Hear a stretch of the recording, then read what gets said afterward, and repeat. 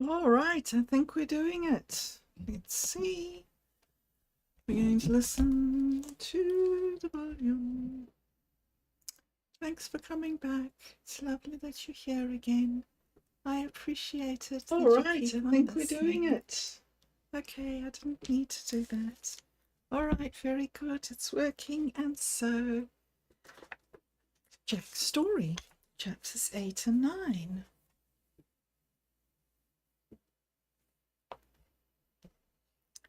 Making arrangements. He never forgot that first morning after his father's death. He awoke and lay in bed. Nothing stirred. It was as if the world had stopped. It was very early, dark and silent. Then slowly dawn broke, and a few sleepy birds began chirping. He heard a car on the road, and shortly after that, the sound of glass chinking as the milk was delivered to the back door. Hero gave a mournful howl, and then there was silence again. The sun rose. How could the sun rise and life just go on? His universe had suffered a cataclysmic shock, yet it was as if, in the grand scheme of things, nothing had changed. He dragged himself out of bed and prepared to face the day. The next 2 weeks passed in a blur, and Jack could not afterwards remember in much detail the events of that awful time. It was hard to adjust to his new circumstances. He lived his life in a trance-like state, outwardly appearing to cope, but it was as if everything came to him through the back of a mirror, one step removed from reality. Kate supported him all she could, but even she seemed to him to exist through a distant curtain. Jack and his mother asked the Reverend Hugh Jones, the Anglican priest, who had been a great friend of James Summerfield's, to conduct the service. He agreed, of course, but had a whole list of questions. Had they put an obituary in the newspaper, and if so, which one? The local paper, the Laafalter, or the national papers? What day and at what time did they want to hold the funeral? Did they want hymns at the service? And if so, which ones? And what about Bible readings? Would they like to read any of the Bible readings? Or would they like to ask a family member or a friend to read? Would any family member or friend like to prepare or read a eulogy? Would they like to have flowers in church, or would they rather get people to donate to a charity? If so, that should be included in the death notice. And finally, would they like to compile a short biography of James's life for Reverend Hugh to put into the leaflet with the order of service for the funeral? At this point it all became too much for Rose. She moved uncomfortably in her chair, her blue eyes filled with tears. "I can't do this," her voice broke. "Ask Jack." "I don't know these things," said Jack. He'd often wished for a brother or sister. Now he felt burdened and bereft, without a sibling to share his problems with. So Jack found himself making decisions about the program and donations and myriads of other decisions, myriads of other subjects that he had never thought of before. He was so busy, he sometimes forgot that he too was one of the bereaved. "I know with my rational mind that my father is dead," he tried to explain to Kate, "but it's like my Auntie Elle was talking about in English literature class the other day. I have this willing suspension of belief, and I keep on expecting him to walk through the door, roaring with joy like he used to, suggesting a bike ride, or a visit to the cocoa pan for a milkshake, or a hike up the mountain." Jack's voice wavered and tears trickled down his face. All Kate could do was to hug him and listen. She was very aware that the funeral service was yet to come, and she wondered how Jack would handle it. The funeral was held in All Saints Anglican Church. Jack entered with his mother on his arm from the parlour through the side door into the nave of the church. They took their places in the front row. Rose Summerfield had taken pains with her appearance. Her black dress clung to her slender frame, and a black lace veil on her head served to heighten the beauty of her golden hair. Jack was biting his lip to keep from crying and from standing up and shouting to God, "Why? Why?" He felt he was functioning in that black cloud that had engulfed him. Every sound came to him muffled, and nothing seemed real. He could hardly drag his eyes from the coffin in front of the chancel rail. Reverend Hugh commenced the service. "I am the resurrection and the life." The church was quiet during the readings and the sermon, except for a few sobs as James Summerfield's grief-stricken friends paid tribute to him. Then it was Jack's turn. He was aware of walking to the lectern and looking out over a sea of faces and speaking of his father. His voice caught a few times as he read, "The best father anyone could wish for, always there for me and my mother." He returned to his seat beside his mother, rattled to the core, and clasped her hand, more for his sake than for hers. They sang Amazing Grace and The Lord is My Shepherd, and then the service and committal were over. As the casket with his father's body was being carried from the church, and the congregation was ready to leave, Timothy stepped up to the front of the church. He had done his best to clean himself up, but his hair was too long, and the sleeves of his shabby jacket were too short for his lanky frame. But gone was the goofy behaviour and the hunched shoulders. His solemn expression made him almost unrecognisable. He paused, intent on his role as Jack's friend and supporter, caught Jack's eye and tipped his head to him. He stood for a moment, then his glorious voice rang out, "Abide with me, fast falls the eventide." There was not a single dry eye in the church. It was a heartfelt tribute to James Summerfield, and it comforted Jack's broken heart in a way that the adults' well-meant condolences had been unable to. Behind the beauty and intensity of the moment, it was as if Timothy was saying, "I've got you, Jack. I see you. I feel your pain. You're not alone. When one hurts, we all hurt. We are one." Timothy had knocked on Jack's front door a few days prior. It looked around furtively as to ensure no one else saw them.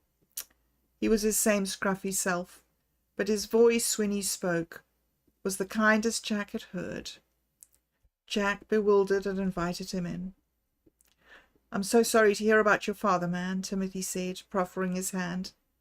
"I know in a way how you feel because my father is in jail, and I keep on hoping he'll come home, and he never does. I want to do something for you, and what I thought is I could sing a hymn at the funeral. What do you say, man?" It was such an unexpected request, but somehow Jack felt what it cost Timothy to reach out like this. He held his breath and looked Timothy straight in the eye. "I'm having a meeting with Reverend Hughes to finalize the arrangements for the service this afternoon," he said to Timothy. "Perhaps you could sing as we all leave the church? I'll ask him." "Thanks, man," Timothy said, and gave Jack's hand a firm shake. "Remember, we're all here for you." It was that little encounter that helped Jack through some of the darkest times. His friends, Adam and Dan, and even Kate, were all around, clumsily trying to help, but they didn't know what to say to him or how to approach him. They usually stood embarrassed, scuffling the ground, mute in the face of his tragedy, unable to meet his red-rimmed eyes. Jack followed the coffin out of the church, Timothy's voice a backdrop to his emotions. Then he stood at the door with his grandparents, Elaine and his mother, to accept the condolences of those who had attended the funeral. He was amazed to see many students from the school with their parents. James' special friends were there, Alex and Geraldine Stevens, with Dan and Harry and Henriette Richardson with Adam, and the headmaster, Mynheer de Villiers, was in attendance with several staff members. "Who's that?" his mother hissed suddenly, her eyes narrowed and her mouth twisted. No one asked her. Jack looked around to see Grace Kahari and her son, Innocent. He turned to look at his mother, surprised by the venom in her voice. "Shush, mother, she'll hear you. Of course she would come. She was Dad's secretary." He stepped forward and steered Grace and Innocent past, towards Elaine and his grandparents. When the line of friends and acquaintances dwindled, they all went into the hall, where tea and coffee and delicious spread awaited them. That's over, thought Jack. Next hurdle to clear is to hear from the executor of Dad's estate.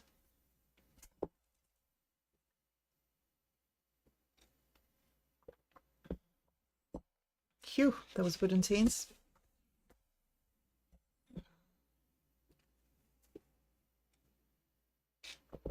Okay, chapter 9, reading the will. One morning, in the middle of the week, Rose and Jack met in the downtown offices of the lawyer Gideon van Jaarsveld, who had been appointed executor of James Summerfield's estate. Guy and Glynis Summerfield and Elaine were also present. "Please sit down," Mynheer van Jaarsveld said. "I have here the will which I prepared for James some years ago. Please refrain from asking questions or making comments until I have read the whole thing." He read, "I, James Summerfield of 10 Prices Avenue, Barberton, Republic of South Africa, ID number 48031802978080, and whose date of birth is 18th of March, 1948, being of sound and disposing mind, memory and understanding, do make and publish my last will and testament, hereby revoking any and all other wills or testamentary writings at any time heretofore made." Jack yawned. His aunt frowned at him. The lawyer continued, "I leave all my earthly possessions to my beloved wife, Rosemary Jasmine Summerfield, and in the event of her death, to my infant son, Jack, together with the trust fund set up for him. My business interests I cede to my father, who is also my employer." "Do you mean there's no provision for me to get a share of the business?" asked Rose, a trace of hysteria in her voice. "Not as the will is presently written," said the lawyer, "but you are very well provisioned for in terms of the insurance policy your late husband took out on your behalf. You also own 2 cars and 2 houses." "2 houses? Whatever are you talking about?" "Number 10 Prices Avenue, where you live now, and number 6 Swartz Street." "That's where Grace Kahari and Innocent live," Jack thought to himself. "That's a bit odd." Guy Summerfield leaned over and touched Rose's arm. "My dear, let's finish listening to the will and then go into the details." Rose pulled away and glared at him, but she did what he asked and allowed Gideon van Jaarsveld to complete the reading of the will. When he had finished, there was silence in the room. Then Rose began with a litany of grievances. Elaine looked at her parents and tipped her head to the door. They nodded, and Elaine skillfully extracted Jack from the room and took him to the Coco Pan restaurant for an early lunch. When Elaine and Jack arrived, they were shown to a table in a secluded spot, away from the sprinkling of diners already seated. Elaine looked up as the wine waiter hovered. "Please bring me a glass of white wine," she said. "What will you have, Jack?" They placed their orders. When her wine arrived, Elaine took a large mouthful. "Oh, I needed that," she said, and sighed. Then she took another gulp from the wine glass. They consulted the menu, ordered, and sat waiting for their food. Elaine leant back in her chair and studied Jack, noticing his wide, unhappy eyes and the taut way he held himself, as if he was in danger of falling apart, yet determined not to.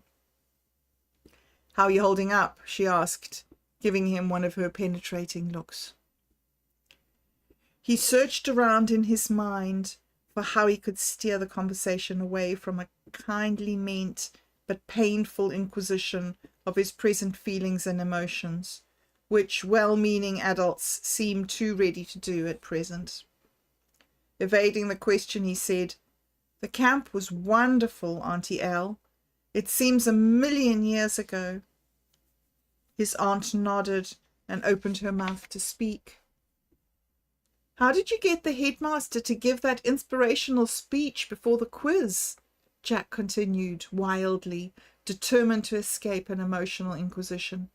"Do you think he changed anything by what he said to all of us? I think he did. There was a definite shift in the atmosphere after that." "Yes, he does seem to be able to motivate people to change their perspective. I've noticed that in staff meetings. I can't say any of the students like him, but everyone I know would rather be in his good books than not." His aunt studied Jack. She wished she could say, "He confuses me. One moment he seems friendly and supportive, as if he really values me, and the next moment he keeps his distance. I never know where I am with him." But of course she couldn't possibly discuss such intimate matters with her nephew. Jack, for his part, had run out of small talk. The silence lengthened, and Jack returned the conversation to the morning's meeting.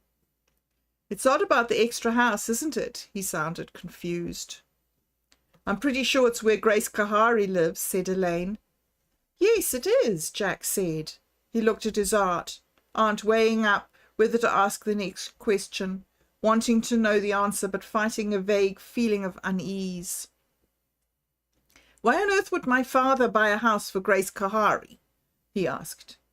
"She was his secretary, and she needed a place to live that was close to your father's office and close to the school for Innocent. Surely she had hundreds of relatives who could put them up." "Jack, wow, what are you saying? That's a sweeping generalization. Although many people live with their extended family, many more do not. And surely you know that Grace is a Zimbabwean. And what you may not know is that at present there's a certain amount of xenophobia going on in Mjindini." "Mjindini? You know, the informal settlement on the way to Nelspruit?" "You mean that eyesore of huts and shacks just before you enter Barberton?" "Whoa and whoa again, Jack. You really shouldn't speak like that. There are some lovely houses there. And the huts and shacks, as you term them, are often constructed with wood left out by the timber company over the road. So in a way they're much nicer than the dwellings thrown up in other townships that are made of sacking and corrugated iron and other flotsam and jetsam." "So Grace doesn't have any family or friends?" "No, and I think she had a hard time fitting in with the people who live around here. There was an incident at the funeral. Mother sort of rounded on her and hissed when she saw her." As soon as the words were out of his mouth, Jack regretted that he'd spoken. It seemed so disloyal to his mother to be discussing her with Auntie Elle.